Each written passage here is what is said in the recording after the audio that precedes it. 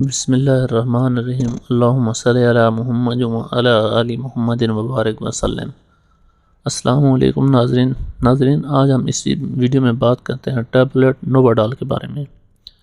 اس video میں ہم جانیں گے tablet Novadal 0.15 mg over 0.03 mg کے uses and benefits, side effects, dosage, precaution, warning and contraindication about tablet Novadal.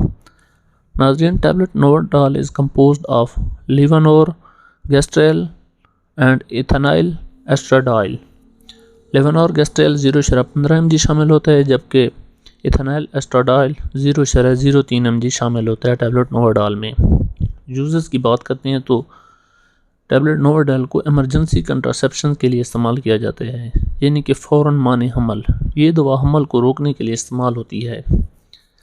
ناظرین، اب بات کرتے ہیں سائیڈ ایفیکٹس آف ٹیبلٹ نوواڈال۔ یہ دوا لینے والے کچھ مریضوں میں مسلسل استعمال پر بانجھ پن کا شکار ہو سکتے ہیں اور پہلے 2 یا 3 بار کے دوران اندم نہانی سے بے قاعدہ یا بھاری خون بہہ سکتا ہے۔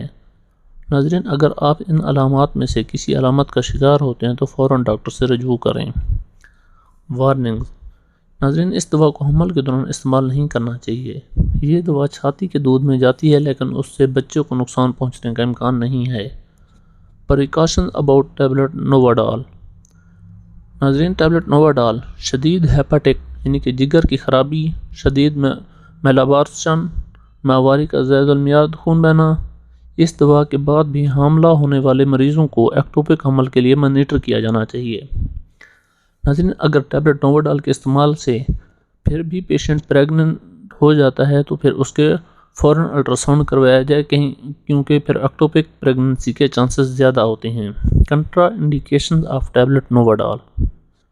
ناظرین، یہ دوا ان مریضوں کو استعمال نہیں کرنی چاہیے جن کو تھرومبوسس یعنی کہ خون کا جمنا، ایکٹیو ایکیوٹ پورفیریا، جگر کا عارضہ اور دیگر موجود شدید جگر کی بیماریاں یا فوکل مائگرین یعنی کہ شدید سر درد ہو۔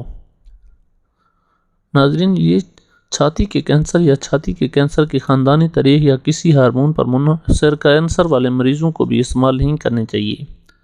شوگر، ہائی کولیسٹرول اور دیگر امراض کے ساتھ ڈپریشن کے مریضوں کو بھی یہ دوا استعمال نہیں کرنی چاہیے۔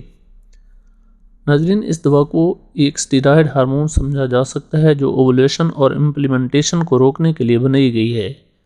اس کا مقصد غیر مطلوبہ حمل کو روکنا ہے جب مانع حمل کے دیگر طریقے ناکام ہو گئے ہوں یا استعمال نہ کیے گئے ہوں۔ Dosage of tablet Novadal. اس دوا کی پہلی گولی مباشرت کے بعد جلد از جلد کھا لینی چاہیے، پھر ایک گولی پہلی خوراک سے 12 گھنٹے بعد۔ اس دوا کو 1 مہینے میں 1 بار سے زیادہ استعمال نہیں کرنا چاہیے۔ اس دوا کو مانع حمل کے لیے باقاعدگی سے استعمال نہیں کیا جا سکتا۔